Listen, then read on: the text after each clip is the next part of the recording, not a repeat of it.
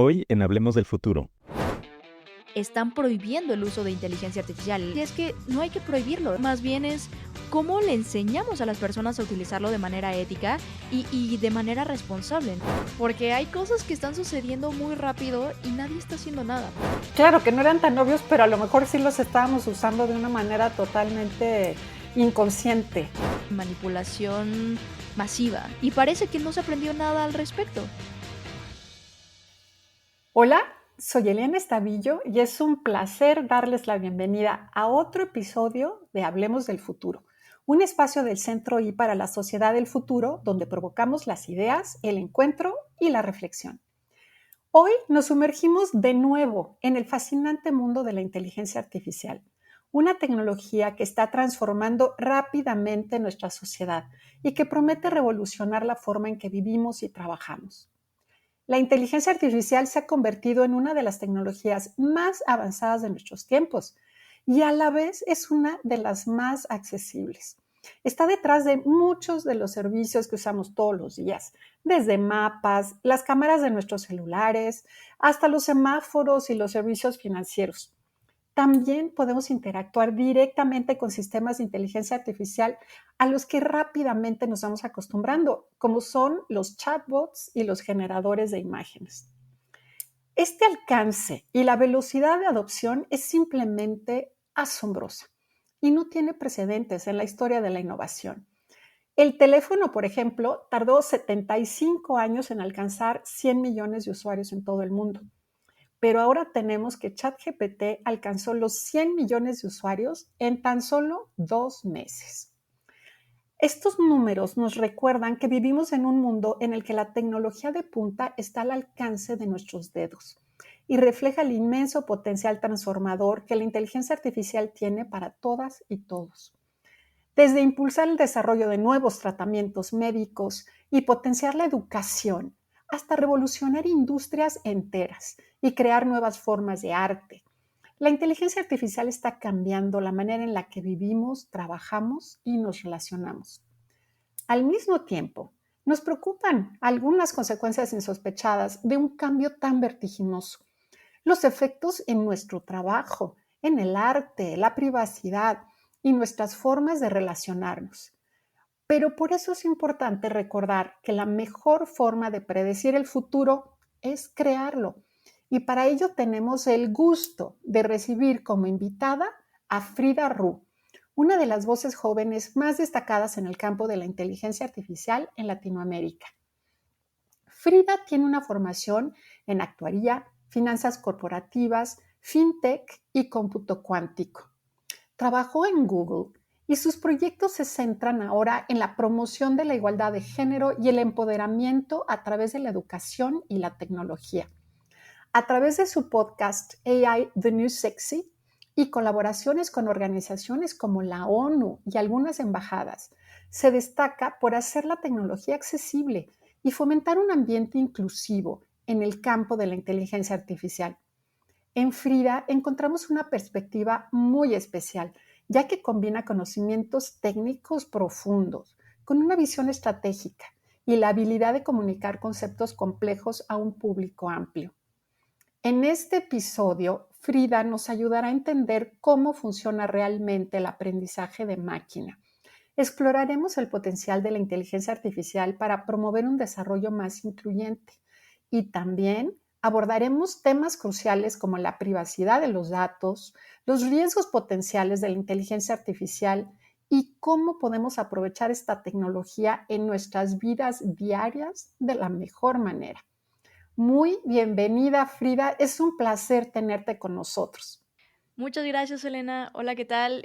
Bueno, pues ya me presentaron. Mi nombre es Frida Ru y muchísimas gracias por la invitación. Estoy muy emocionada de poder compartir con todos ustedes un poquito de lo que más me apasiona, ¿no? Este tema de la inteligencia artificial, entender cómo estamos cambiando nosotros también al relacionarnos con esta nueva tecnología.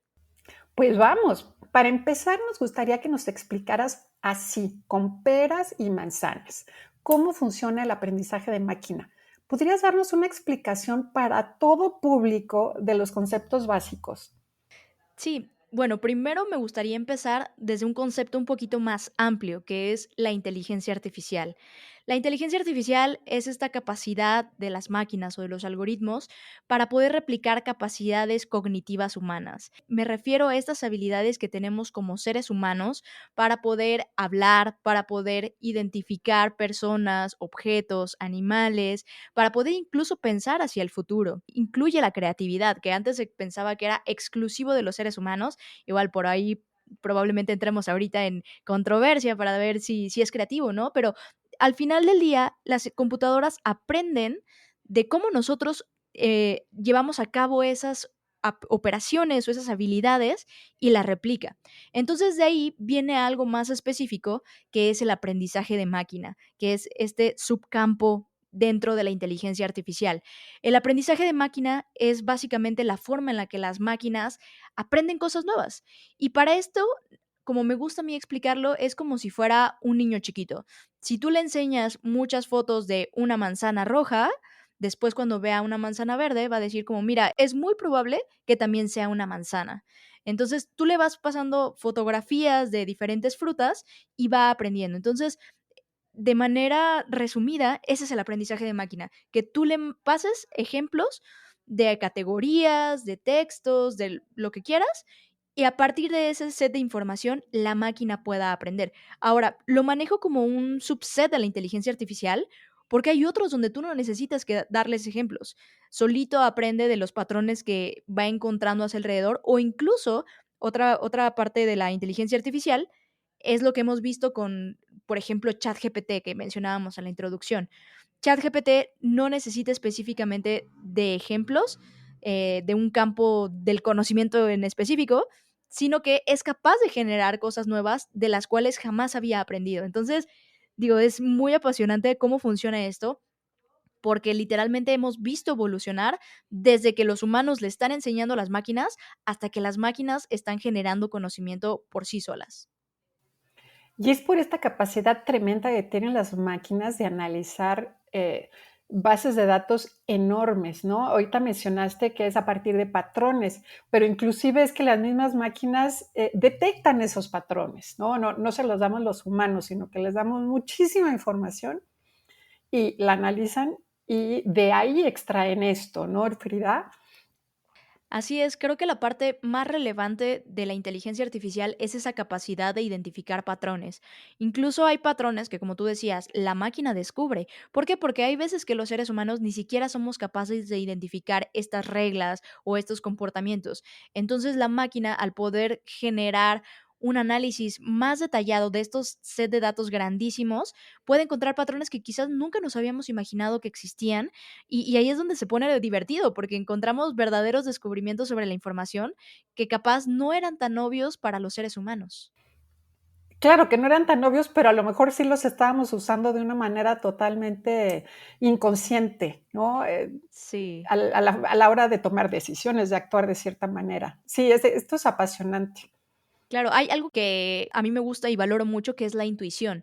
La intuición, como me gusta entenderla a mí, es como una inteligencia más avanzada que tenemos, que los seres humanos vemos esos patrones, quizás no tenemos tan claro cuáles son, pero la intuición te dice como, ahí hay algo, yo estoy viendo algo, no sé exactamente qué, y creo que la intuición es algo muy cercano a lo que hacen las máquinas, ¿no? O sea, es este análisis rápido, entendimiento de patrones, quizás no explicamos de dónde vienen o cuáles son, pero decimos, ahí hay algo que vale la pena observar.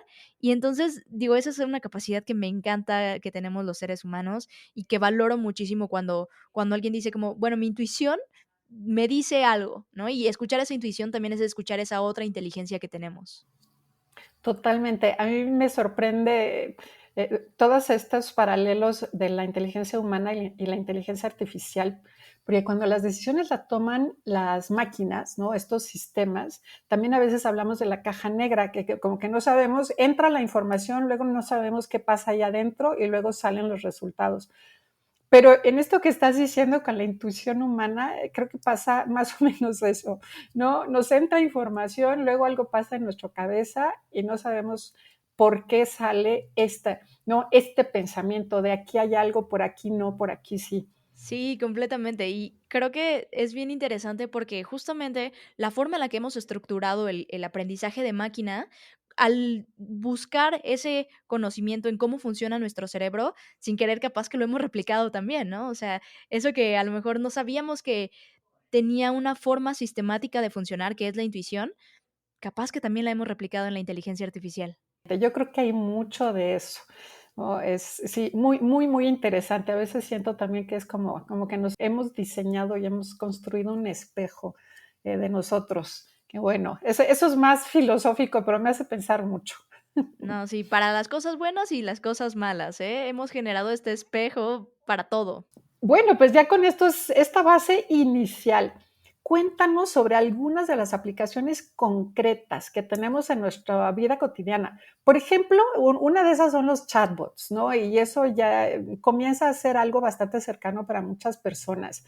Estos sistemas donde conversamos en un chat con una inteligencia artificial que nos contesta, nos mantiene esta conversación y nos da información. ¿Dónde encontramos estas tecnologías y cómo nos impactan en nuestra vida diaria?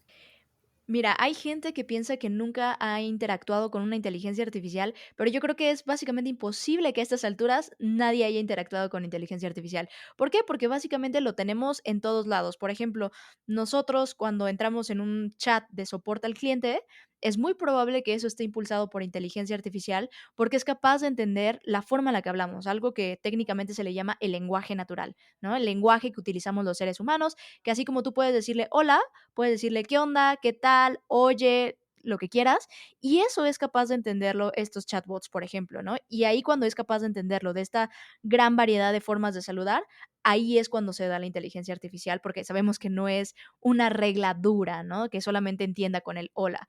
Lo vemos también en las redes sociales, por ejemplo, cuando empezamos a ver los posts que hay publicados en Internet, el orden en el que están esos posts los definió un algoritmo, definió exactamente en qué orden lo vamos a ver, incluso hasta la música que escuchamos en estas plataformas como Spotify, Apple Music, YouTube. Todos estos están impulsados también por algoritmos de inteligencia artificial que básicamente lo que hacen es entienden cómo es nuestro comportamiento en línea, entienden a qué le damos clic, qué nos pasamos escuchando más tiempo y entonces con base en esa información nos recomiendan nueva música. Pasa lo mismo con las películas. En fin, yo creo que casi el 80% de los contenidos que consumimos hoy en línea viene impulsado por la inteligencia artificial. Entonces, prácticamente es imposible escapar ahorita de todo eso. Los celulares también ya están impulsados por inteligencia artificial, la forma en la que operan, cómo mejoran nuestras fotografías, cómo de repente, por ejemplo, incluso mejoran el audio, la música. En todos lados lo venimos encontrando y uno de los casos de uso que más me ha impactado en los últimos años es cómo se está utilizando también en la medicina, que a lo mejor por ahí no lo hemos pensado, pero a ver, si ustedes están vacunados contra el COVID, y digo, no me voy a meter a discusiones de si sí la vacuna o no la vacuna, pero seguramente esa vacuna que tú te pusiste fue un resultado de también haber trabajado con inteligencia artificial, porque los resultados a los que se llegaron no hubieran sido posibles si no hubieran generado esas millones de iteraciones alrededor de los diferentes tipos de sangre, los diferentes tipos de genes, etcétera, ¿no? Entonces, literalmente en todos lados está. Totalmente, o sea, está más presente de lo que mucha gente piensa, ¿no? Porque algunos de estos sistemas, bueno, sin saberlo, ¿no? Sin estar conscientes de que son inteligencia artificial, como los que recomiendan, ¿no? Películas, música o una ruta, ¿no? Para irse de un lugar al otro. Eso está impulsado por inteligencia artificial, pero también muchas otras cosas que nos rodean, como acabas de decirlo, con las vacunas, con diagnósticos médicos. Ya en algunos hospitales y médicos están usando sistemas para mejorar el diagnóstico. Entonces, también decisiones que se toman en el mundo y que nos afectan en lo individual, ahí también está la inteligencia artificial. Sí, completamente. De hecho, hace ratito platicaba con un par de personas que ahora ya estamos viendo más común que los médicos también empiecen a utilizar inteligencia artificial y no necesariamente para atender a los pacientes, ¿no? Pero cuando hacen un diagnóstico, hay veces, específicamente cuando utilizan imágenes, tomografías, rayos X, etcétera, hay cosas que no se alcanzan a percibir por el ojo humano, patrones en cómo está la imagen, que cuando la procesas a través de una inteligencia artificial es muy evidente. ¿Por qué? Porque la inteligencia artificial hace un análisis píxel por píxel.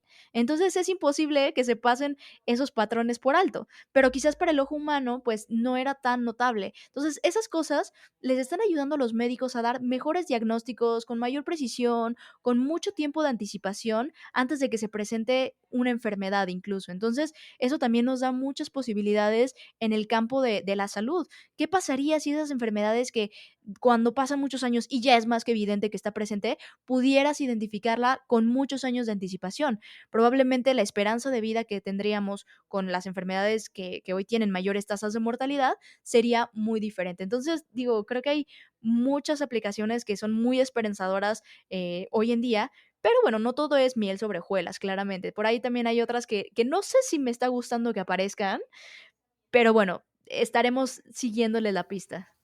Pues vamos a hablar de las buenas y de las malas, ¿no? Y para resaltar estas, los aspectos positivos, como este del diagnóstico médico, que me parece fabuloso.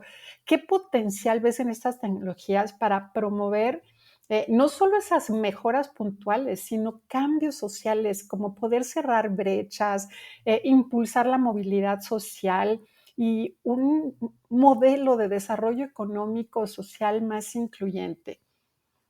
Mira, yo me considero una optimista de la tecnología, una optimista de la inteligencia artificial. Y más que porque todo diga, ay, todo es bonito, todo es bello en este mundo, es mi responsabilidad serlo, ¿no? Y presentar todos estos casos bonitos. Y básicamente esos casos bonitos se centran en esto que acabas de mencionar, el cómo podemos cerrar estas brechas de desigualdad. ¿Por qué?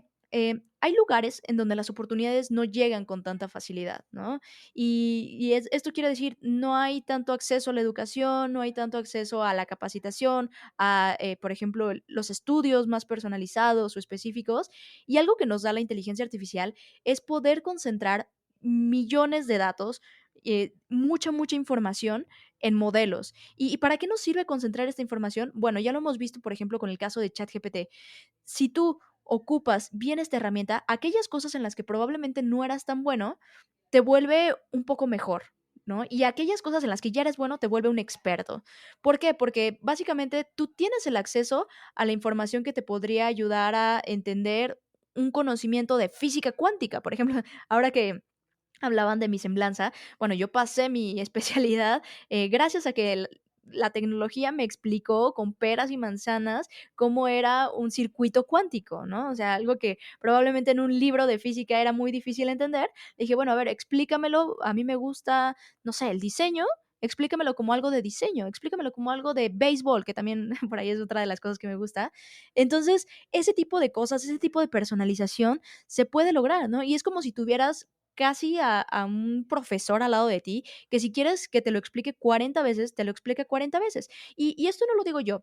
Recientemente salió un estudio del MIT que se llama GPTs are GPTs, que básicamente habla de cómo estos gaps de conocimiento se empiezan a cerrar, especialmente aquellos que tienen un conocimiento muy limitado. Por ejemplo, lo que hicieron fue hacer un examen y había personas que tenían una calificación de 3 y que al utilizar inteligencia artificial, esa calificación de 3 subió a 7, ¿no? Sobre una escala de 10. Entonces, justamente cuando hay conocimiento tan limitado y le das acceso a las personas a estas herramientas, lo que llegan a crecer o que llegan a mejorar es bastante mayor a que una persona que sacó 8 puede sacar 8.5, 9, ¿no? Entonces, ahí es donde está la oportunidad para aprender nuevos campos del conocimiento, explicar cosas altamente técnicas. Digo, obviamente esto no va a sustituir a un experto, definitivamente no lo sustituye, pero sí te vuelve un generalista un poco con mayor base de conocimiento, de argumentos, de de información para poder resolver ciertas tareas, al menos básicas en otros campos. No, por supuesto, es democratizar este potencial, ¿no? Y ponerlo en manos de todas las personas. Ahora, y eso, lo que pasa es que eso se dice fácil, pero en realidad no es tan sencillo, ¿no? Es como tantas tareas de inclusión, de este cierre de brechas, que pues, ¿no? En el mundo hay tantas personas que estamos tratando de aportar para que se cierren las brechas de educación, de salud, la brecha digital, ¿no? El acceso a Internet y ahora este empujar de que todas las personas puedan usar la inteligencia artificial también para mejorar su acceso a oportunidades.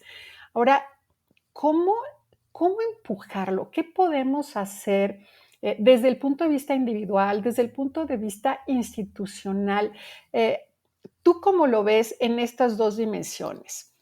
Mira, yo creo que más que 2 dimensiones hay muchísimas, porque, por ejemplo, digo, hace ratito platicando en un programa de radio en el que también participo, que ahí se los recomiendo, está en Grupo Fórmula con Mariana, Brown, le comentaba que una de las cosas que han empezado a surgir es que en las universidades o en las escuelas están prohibiendo el uso de inteligencia artificial, el uso de ChatGPT.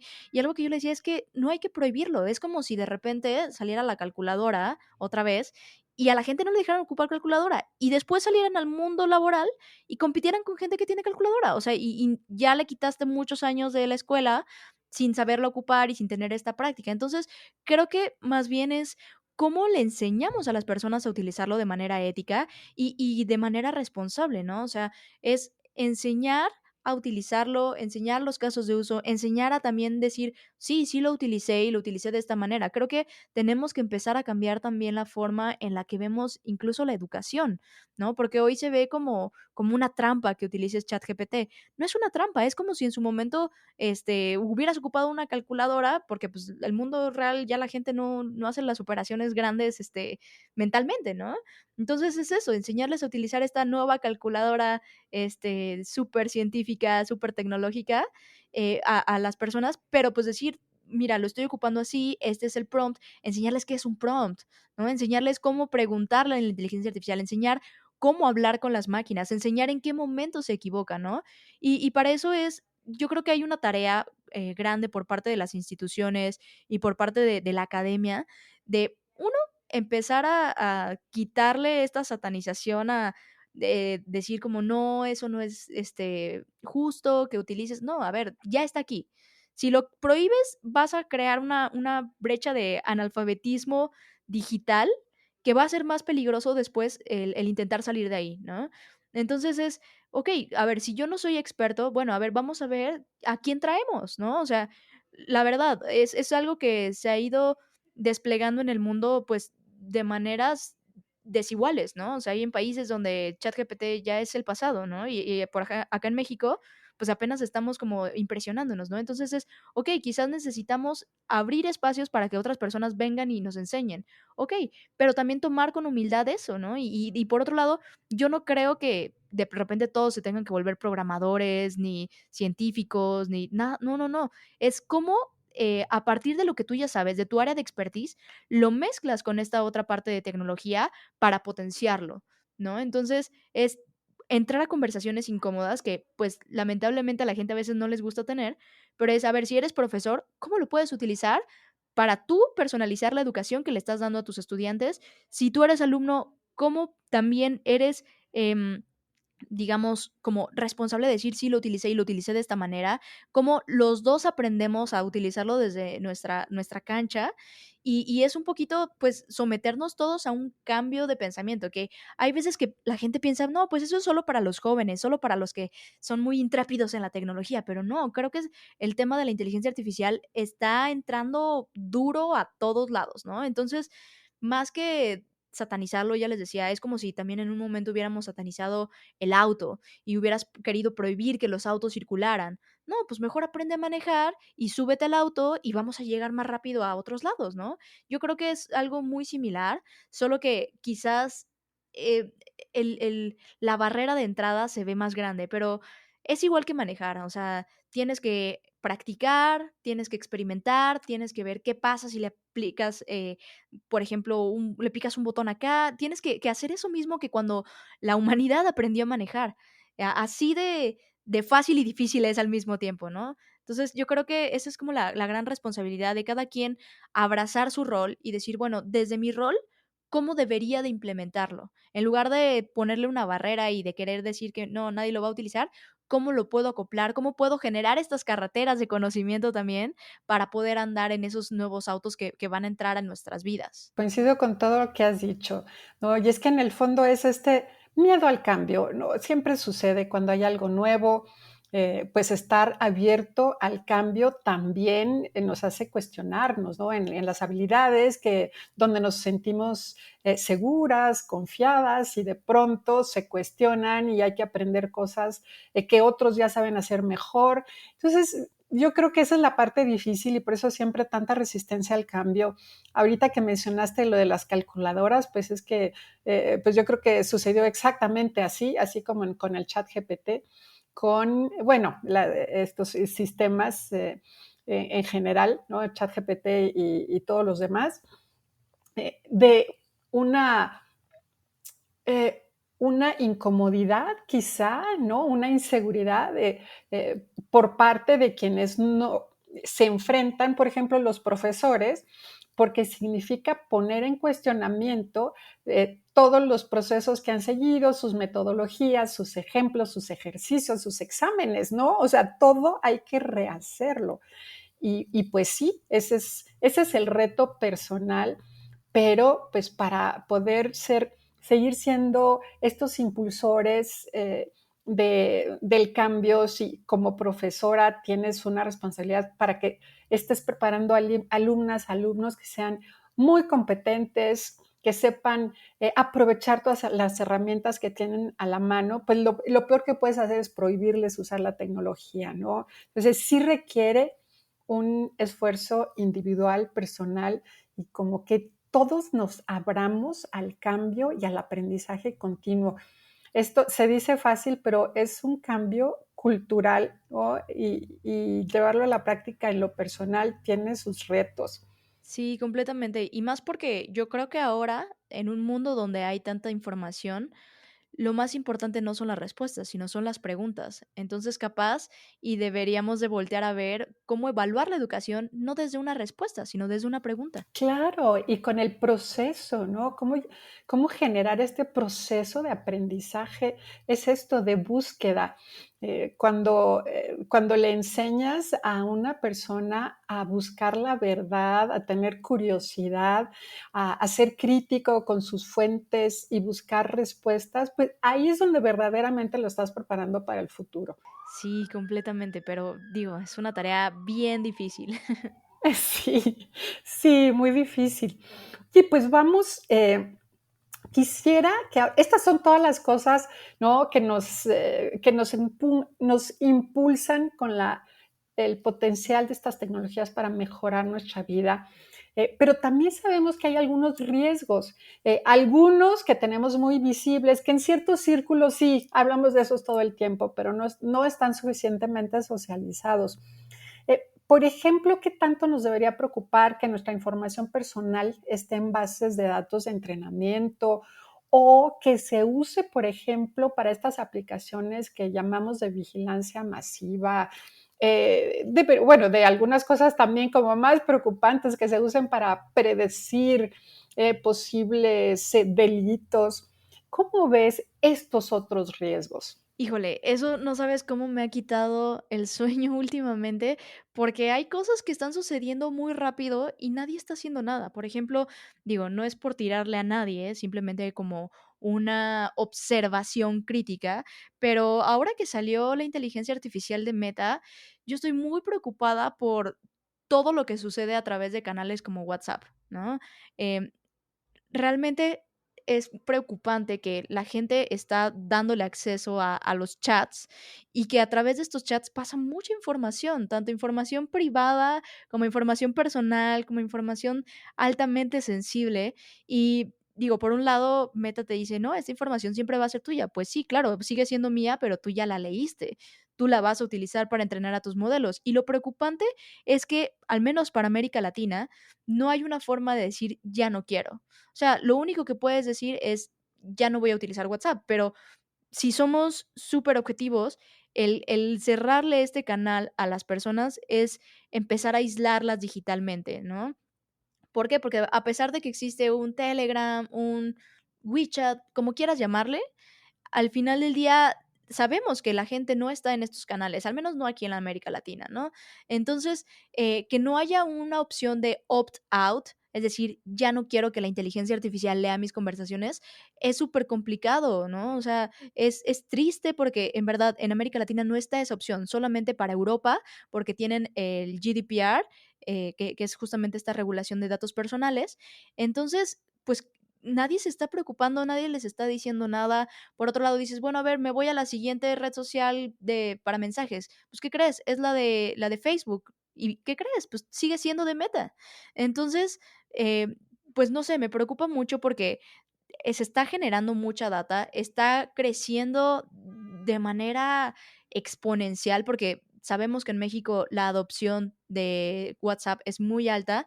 Entonces, bueno, a ver, ahí se te están yendo tus datos personales. Luego, publicas en Instagram, pues adivina de quién es Instagram también, ¿no? Entonces, por ahí hay un monopolio que creo que se debería de estar volteando a ver de quién está teniendo nuestros datos, qué tipo de tratamiento se le está dando. Y a ver, no es satanizar la inteligencia artificial es una herramienta, es una tecnología, es quiénes son estas personas que están detrás, que están haciéndose de nuestros datos. Ahora, no solamente estamos hablando de la industria de la tecnología, también hablemos de la industria financiera. La industria financiera, pues también tiene muchos datos personales que, híjole, si bien no comparten, pero a veces nos piden datos de más. O sea, saben dónde vivimos, cómo vivimos, saben mucha información sobre nosotros y luego el proceso de quitar esa información, Dios, no es nada fácil, ¿no? Entonces, creo que es urgente que en México tengamos también leyes más robustas para protección de datos personales,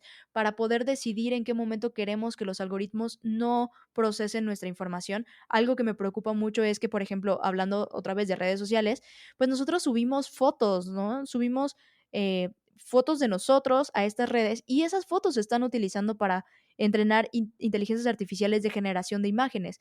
Entonces, a ver, ya lo sabíamos, pero como recordatorio, pues la inteligencia artificial lo que hace son mezclas estadísticas con la información. Entonces, no es una locura decir que en algún momento podría salir un personaje que luzca igual que yo, porque probabilísticamente, si tú mezclas rasgos, habrá en algún momento donde salga una persona que sea casi idéntica a mí. Entonces, ¿qué va a suceder? Esa imagen me pertenece en cuanto a yo soy esa persona que la inteligencia artificial recreó, y digo, de ahí ya vienen muchas cosas, porque digo, pensando en el buen uso de la tecnología, pero ¿qué pasa si en algún momento venden esa información a páginas a lo mejor no tan éticamente correctas, ¿no? ¿Qué van a hacer con esos datos? ¿Qué van a hacer si, por ejemplo, eh, también, no sé, en algún momento cuando yo trabajaba en banca, algo que me preocupaba era, se pueden predecir comportamientos futuros, pero yo quiero que predizcan esos comportamientos futuros sobre mí. Quiero que, por ejemplo, sepan que estoy embarazada, no sé, porque a lo mejor mis compras sugirieron eso, mi etapa de vida, los establecimientos, quiero que lo sepan. Y ahí es a lo mejor información, digamos, calculada, ¿no? Que no he dicho explícitamente, pero creo que sigue siendo información personal que no sé si debiéramos permitirle también a estas plataformas inferir sobre nosotros. No sé, creo que, digo, ahí entramos en un campo un poco más filosófico sobre información que no existe, pero se puede generar, que también creo que eso es una invasión a la privacidad, porque nosotros no alcanzamos a ver todos los usos explícitos que hacen de nuestros datos. Nos dicen, bueno, pues uso comercial, ajá, pero ¿qué es eso? O para mejorar el producto, pero ¿qué es esa mejora del producto? ¿Qué tipo de cálculos, qué variables vas a inferir sobre mí? Y creo que eso es una conversación que quizás está en el futuro, porque no, ni siquiera con lo que recolectan hoy, la gente se sienta a platicarlo y decir como esto no quiero, esto sí lo quiero, ahora menos de la información que van a predecir sobre ti al futuro. Entonces, no sé, yo me pongo a divagar sobre esto y sí, me preocupa mucho. A mí también me preocupa, por supuesto, ¿no? Y el punto de Uno, de no entender completamente para qué se está usando, hasta dónde se está recolectando y, como dices, los usos futuros, a dónde puede llegar las consecuencias de esta recolección y este procesamiento, porque incluso se puede voltear contra nosotras mismas, ¿no? Si se usan, si se infieren, ¿no? Como lo acabas de señalar, algunas características nuestras de datos, por ejemplo, dónde vivo, eso lo puede usar una empresa financiera para decidir si me da un crédito, infiriendo que por el lugar en el que vivo, que puedo ser un mejor cliente que otro. Pues eso se acerca mucho al perfilamiento discriminatorio y estar suponiendo cosas de las personas que al final nos pueden discriminar, ¿no? Y nos puede estar colocando en categorías eh, vulnerables, excluidas. Entonces, aquí sí hay unos temas de fondo muy fuertes y donde, pues sí, vamos lento, ¿no? Vamos detrás, a pesar de que en México tenemos como principios jurídicos muy fuertes, digamos, de protección de datos personales, pero nos hemos ido retrasando mucho en cómo generar los mecanismos para que estos principios se cumplan en esta era de inteligencia artificial, ¿no? Y nuestros datos andan por todos lados y no podemos ni levantar el dedo porque pues no tenemos estos mecanismos para decir, este dato no quiero compartirlo, esto no quiero que se lo des a nadie. No tenemos eso en una buena parte de las aplicaciones. Y es que, Elena, ¿sabes cuál es lo que más me preocupa de todo esto? Es que al final del día puede terminar siendo una herramienta de manipulación masiva. O sea, Por yo sé que a lo supuesto. mejor esto suena a lo mejor medio distópico, pero a ver, ahora que justamente estamos hablando de WhatsApp, si saben las conversaciones que tienes, el momento en que las tienes, si saben el sentimiento de esas conversaciones, podrían detectar cuáles son nuestros puntos vulnerables, ¿no? Y a lo mejor ahorita me dices, oye Frida, pero eso es pensar mal de las empresas. Pues a ver, no tengo que irme tan lejos, ya lo han hecho. O sea, Así tuvimos es. el problema con Cambridge Analytica y parece que no se aprendió nada al respecto. No hemos Entonces, hecho nada a partir de eso, Frida. Y con un impacto tan grave, ¿no? El impacto en la democracia, en las preferencias electorales de las personas. Y sí es cierto, es casi como si no hubiera pasado. sí, ya tenemos otra vez recolectando no solo la misma información, sino ahora más información. Exacto. No, es algo que sin duda tenemos que trabajar. Y bueno, ya tenemos mucho que hacer por delante, pero por ahora se nos termina esta parte de nuestra conversación. Sigamos con este tema, la manipulación de la opinión, ¿no? De las visiones del mundo personales. Ya algunas personas lo están llamando con manipulación del pensamiento. No es algo... Eh, es algo distópico, ¿no? En el sentido de estas consecuencias inadvertidas y que pueden ser muy catastróficas, pero no es ciencia ficción, ¿no? Es una posibilidad real, entonces sí hay que abordarla. Tengamos una plática en el futuro sobre esto. Sí, completamente, me encantaría y yo especialmente, digo, otra de las cosas que he hecho es estudiar tema de prospectiva y futuros y básicamente lo que tengo ahorita como una investigación constante es entender qué está pasando con la inteligencia artificial desde la perspectiva de datos, ¿no? ¿Quién tiene los datos? ¿Quién está alimentando a estas inteligencias artificiales? ¿Y cuáles son las narrativas del mundo que se están generando? ¿No? Porque al final del día... como tú lo decías, se generan nuevas narrativas, se enaltecen otras que a lo mejor no estamos volteando a ver, pero a ver, de repente que todo se centre en una sola inteligencia artificial, que el 80% del mercado sea utilización de ChatGPT, pues estás diciendo que las opiniones de las personas van a estar generadas por un algoritmo que está alimentado con fuentes de información específicas. Entonces, las opiniones que va a generar son hacia una corriente. Y entonces, no sé, como que por ahí los resultados no se están analizando, ¿no? Otra de las cosas que se ha hecho es entender qué tipo de postura política tienen todos estos modelos de lenguaje. Y afortunado o desafortunadamente, creo que más desafortunadamente, todos tienen la misma postura política. Entonces, bueno, ahí ya hay un nivel de manipulación detrás del algoritmo bien rudo. Oh, de verdad que qué interesante. Muchas gracias por compartirnos estas perspectivas. Dejemos, ¿no?, esta puerta abierta para continuarlo en otra plática. Y por ahora te propongo que pasemos a nuestra siguiente ronda de este podcast y es la ronda relámpago, donde invitamos a tener una interacción muy espontánea. Te voy a dar de una lista de palabras, una por una, y la idea es que la escuches y nos respondas muy rápidamente con la primera reacción que te venga a la mente. ¿Lista? Perfecto, vamos. Máquina, Inteligencia artificial. algoritmo, Operaciones, humano, persona, futuro, datos, datos, imágenes, niña, juguetes, sociedad, organismos, artificial, plástico, digital, pantallas, pensamiento. cerebro. Muchas gracias. No dudaste. Ahorita me quedé pensando mucho, no, me quedé pensando mucho en la de cuando dijiste digital y que pensé en pantallas.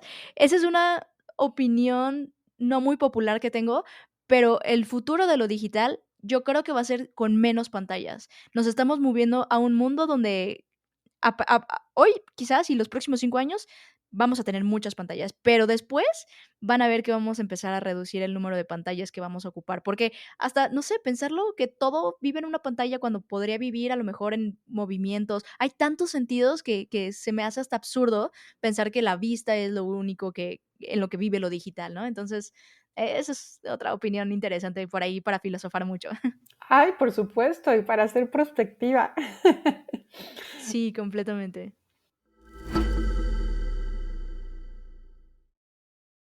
Bueno, Frida, pues ahora vamos a la última parte donde te vamos a pedir un par de recomendaciones. Un libro, una serie, una película, también puede ser un contenido digital, algo que tenga que ver con estos temas y que nos pueda acercar como de una manera más lúdica, ¿no? O de otro tipo de apreciación a estos temas. Mira, una de las películas que más me ha hecho explotar la cabeza ha sido la de Todo en todas partes al mismo tiempo. Ay, sí, la vi. Sí, es Ujú. buenísima.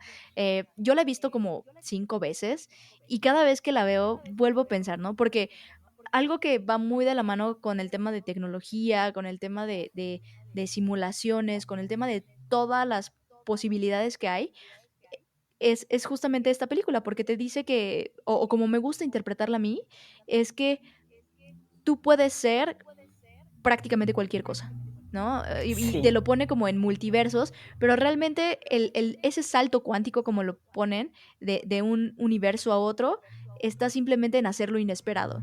Entonces, creo que eso nos abre muchas posibilidades para entender cómo nosotros podemos ser dueños de nuestro futuro, dueños de nuestra vida, cómo al final si nos tomamos casi que esta realidad como un juego donde tú decides el camino que quieres seguir, puedes moldear quién eres a la manera que tú quieras, ¿no? Entonces, no sé, yo lo he adoptado casi que hasta como filosofía de vida y decir como, ¿cómo se vería Frida en un multiverso si fuera de esta manera?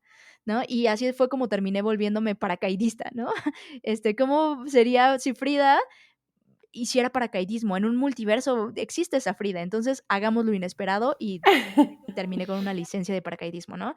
Entonces, me gusta porque también creo que algo que abre como posibilidad la inteligencia artificial es poder obtener esos conocimientos que a lo mejor antes estaban muy lejanos, ¿no? Hoy le preguntas a la tecnología algo y puedes aprenderlo en unos cuantos clics, digo, obviamente no volverte experto, pero sí tener acceso. Entonces, creo que el acceso a las oportunidades, como lo platicábamos al inicio, a las posibilidades, está más cerca de nosotros. El acceso a reinventarnos, el acceso a poder ser cualquiera de estas personas en este multiverso. Y digo, yo sé que es una película de ficción, pero hay muchas formas de aterrizarlo a la realidad. Entonces, no sé, es de mis favoritas. Me encanta y tiene mucho que ver con lo que hacemos, con esta idea de que nosotros estamos construyendo nuestro futuro, ¿no? El futuro no es algo que nos pasa así como que nos llueve, sino que mucho nosotros tenemos en nuestras manos para construir este futuro que queremos, ¿no? Y que son muchas posibilidades. Ya estoy aquí divagando, pero yo creo que tenemos una posibilidad de ingerir en nuestro presente para generar cambios muy grandes en el futuro, y a veces no tomamos, agencia sobre eso, ¿no? Entonces, por eso me encanta aprender del futuro, porque nos damos cuenta que son muchos futuros, y yo tengo acceso a generar esos futuros como yo quiera, hacia donde yo quiera, y la cosa es volvernos responsables y tomar un poco el papel de como me gusta decirlo, de personaje principal y decidir hacia dónde vamos, ¿no? Por eso también te digo que me encanta esa película. Sí, totalmente. Te entiendo muy bien con la película. Y bueno, aquí invitamos a nuestros escuchas a que también entren a esta reflexión. Pues muy buena recomendación. Y también aprovecha, por favor, para platicarnos dónde te pueden seguir, quien te está escuchando, estar al pendiente de tu trabajo. Claro que sí, pues mira, me pueden encontrar en todas las redes sociales como @FridaRu, es decir, Frida RUH. Me encuentran principalmente en LinkedIn, es un canal donde estoy muy activa, donde estoy publicando constantemente porque, bueno, ahí es donde me puedo expresar un poco en más caracteres, pero también me encuentran en Instagram, en Twitter, en TikTok, como @FridaRu, y también tengo un proyecto que estoy desarrollando, que ya lleva un par de años allá afuera, que se llama AI The New Sexy, que es mi podcast, y ahí también genero contenido relacionado con inteligencia artificial. Entonces me pueden encontrar en todas sus plataformas de streaming, ya saben, Spotify, Apple Music, Google Podcast, como AI, es decir, de Artificial Intelligence, The New Sexy, ¿no? Entonces, bueno, ahí espero poder seguir la conversación y poder seguir divagando no solo sobre inteligencia artificial, sino también sobre el futuro. Buenísimo, Frida. Bueno, pues entonces cerramos nuestro episodio de hoy. Muchísimas gracias por haber estado con nosotros y por esta conversación tan interesante. No, hombre, gracias a ustedes por el espacio, un placer compartir. Pues cerramos nuestro episodio de hoy, como siempre, con nuevas preguntas, con reflexiones necesarias que son la semilla del conocimiento.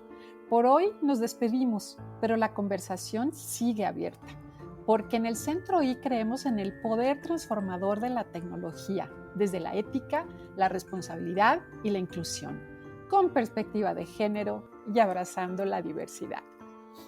Hasta la próxima.